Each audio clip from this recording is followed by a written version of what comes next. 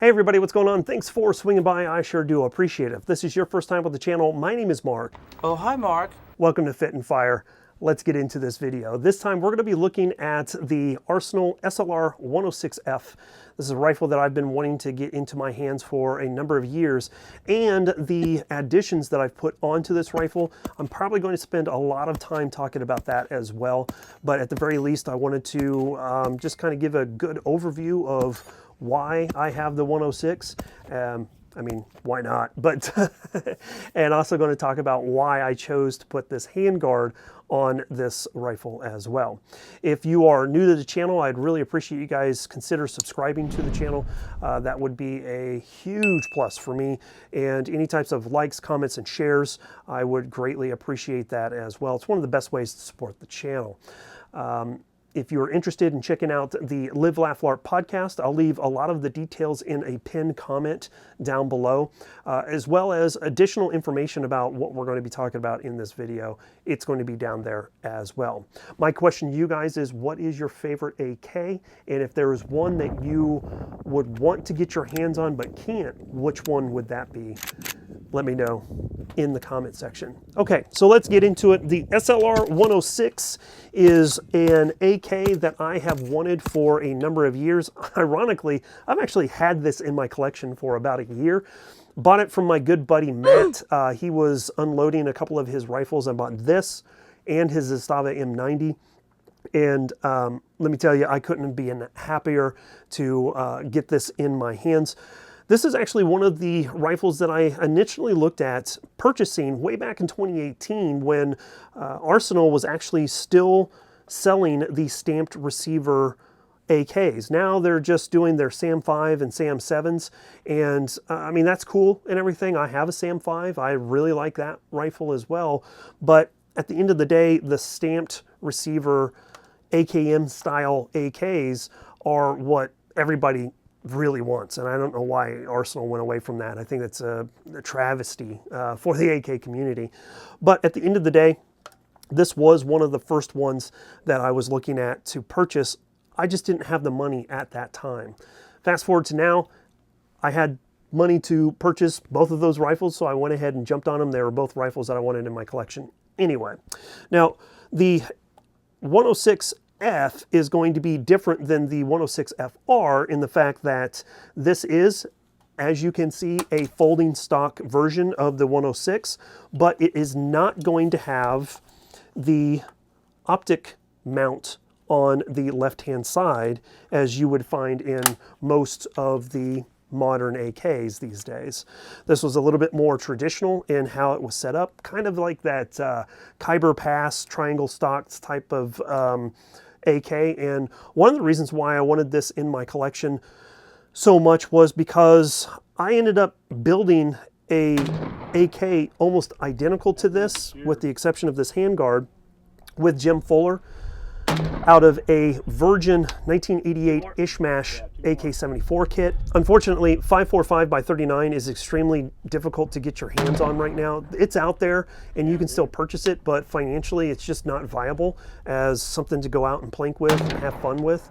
Whereas the SLR106, since it is 5.56, is a lot easier. So I can do all of the different things that I want to do with this rifle that I really just don't feel like I can with my Jim Fuller build, because I just don't want to sully what work we put into it, you know? So I can put modern handguards on it or whatever the case may be, and just have a lot of fun with it and still be able to shoot it. Now, I am running AK-74 mags, and this is going to have the pod arms follower. Had zero issues out of these mags, so that's been something I've really enjoyed as well. Now, let's talk about this handguard, because this is really kind of the main focus of this video, and something that I found very, very interesting. I ended up stumbling across this while I was at SHOT Show. Thanks to a good buddy, Roy. He was like, hey, you got to go check this out, so I did. I went and checked it out, and I immediately told Clayco, and I was like, dude, you got to check this out. And I told my buddy Kyle from Gear Know-How, I was like, you got to check this out too, because he's an AK fan. So we ended up getting our hands on a sample of this so that we could kind of do some testing for the company. Here's the kicker. This is coming from a company called 1791 Industries, and you may know that name, maybe not, but essentially it's the rebrand to 1791 Leatherworks. I actually have some of their holsters. They are a big name when it comes to leather holsters and belts for, you know, people who run revolvers or whatever the case may be. They're widely available. You can pick them up on Amazon, but just because they're on Amazon doesn't mean that they're low quality. So that's something that I have always appreciated about 1791 and their products. So to see something like this coming from that company, that was kind of one of my biggest takeaways from SHOT Show.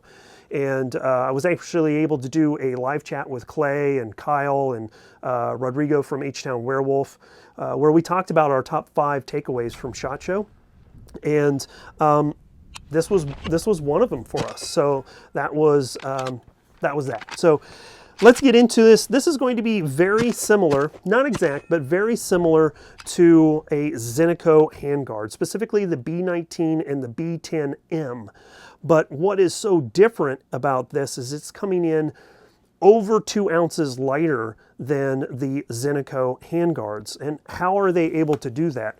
Well, they're able to do that because they are using this new advanced metal matrix nanocomposite alloy that is over 30% lighter than 6061 T6 aluminum.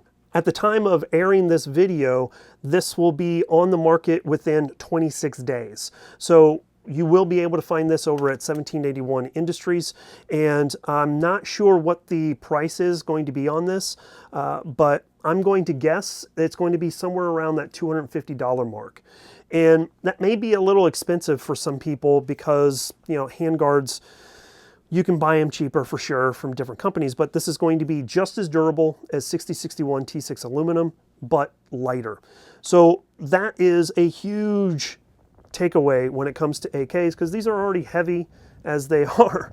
So if we can get things like optics mounts and railed dust covers and obviously hand guards, maybe even some stocks or something like that to really lighten the weight of an AK, that's going to be a huge win. 1791 has already made a number of products for the AR platform, not only their new handguard, obviously, but they've also come out with things like the barrel nut and the charging handle and a few other smaller components as well. It's incredible how that works out as far as the weight differences goes. You can see all of that in my video from SHOT Show, which I will leave a card at the end.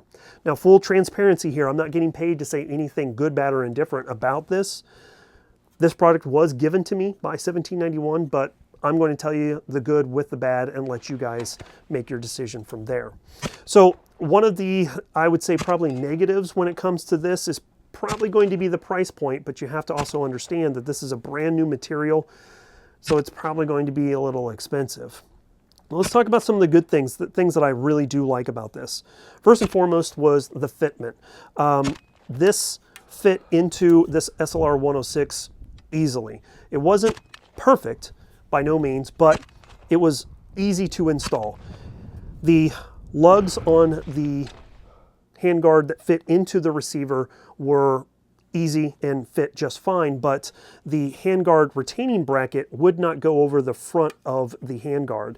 All I did was take this handguard, the entire handguard, and put it into the freezer for about an hour, which is a huge tip from Rodrigo at H-Town Werewolf. I appreciate his little inside baseball knowledge on that, because I wouldn't have thought of it. And he was just like, yeah, man, just do that. It'll fit just fine. Sure enough, left it in for an hour and it fit just fine. A few taps with a rubber mallet and I was able to lock down the retaining bracket, no problem. So that is something that I really did like to see about that.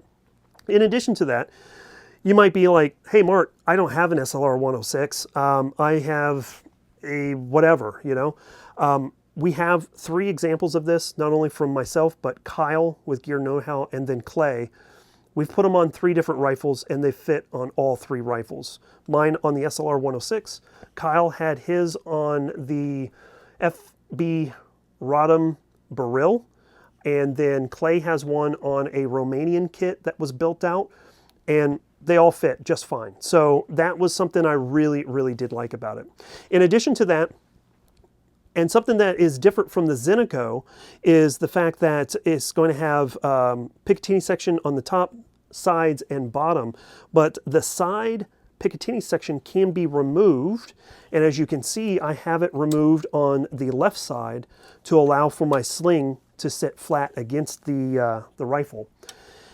If you remove that pick section, you don't lose the ability to attach the different things that you want to attach, whether it be a light or a laser or whatever. You still have M-LOK underneath of that. So maybe you don't want a full-length pick section here, you just want a small piece. You can put that on there and attach your light, or if you have a light that attaches directly to M-LOK, you can do that as well. So you do have the ability to run M-LOK on either side, something that I thought was very well thought out. And then the obvious pro to all of this is the fact that it's going to be so much lighter than a standard handguard. It's going to be lighter than a wood handguard, it's lighter than the Zydeco, and dare I say, I'm pretty sure it's the lightest handguard option on the market as soon as they release it here in like 26 days, right? So, so there is all of that. Man, I really did like this. Let's talk about what happened getting it out to the range. I took it out to the range just a couple of days ago, and ambient temperature was like 14 degrees. So it was a very, very cold day. Even though I put a lot of rounds through it in succession and got things like the retaining bracket and the clip on my sling heated up pretty well. Too much. I got it heated up so much that I couldn't put my hand on it. The handguard never got hot.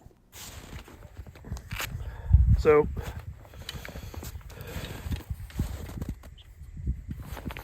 retainer is really hot, but the handguard is cool to the touch. Yeah, that's cooling down. So, you know, it's 14 degrees out here, but this handguard is cool to the touch, even though I've put 150 rounds through it so far. So now, obviously, it is 14 degrees outside. It's different than what it would be, say, in the middle of summer when it's 90 plus degrees, 100 degrees, whatever the case may be. So we'll have to check on this in the future and see what that looks like in hotter weather for sure. But what I could say is, based off of what I saw when I was shooting it, this was displacing heat a lot faster than aluminum. Something I think is going to be another added bonus for individuals who just don't like shooting AKs all the time, because, I mean, it just really doesn't work out in people's favor to have all of this material here that heats up and ends up being uncomfortable for you to shoot. Yeah, you can wear a glove, you can do the Michael Jackson thing, but some people just don't want to do that, you know? I get it. At the end of the day, I think that this is going to be something very, very interesting to see what they do in the future as far as different accessories or furniture sets for the AK platform. As mentioned, they've already done a lot of stuff with ARs, so be on the lookout for that type of stuff, but this will be very interesting to see how it pans out moving forward. But as mentioned, I want to hear what you guys have to say.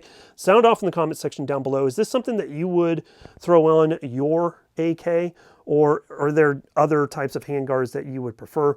If there's different setups for these handguards, let me know what you would like to see from 1791 down in the comment section down below. Again, we've got to put a lot more rounds through this and do some more torture testing as well. So tell me what you want to see done as far as testing goes down in the comments, and we will continue to do that over the next few months into summer as the weather heats up and we can really get an idea of how much heat this is actually displacing. With all that being said, we'll get out of here. Thank you so much. We'll catch you guys next time. Don't forget all the information in the pinned comment. But as always, freedom through strength. Here comes a high five. Bye, y'all.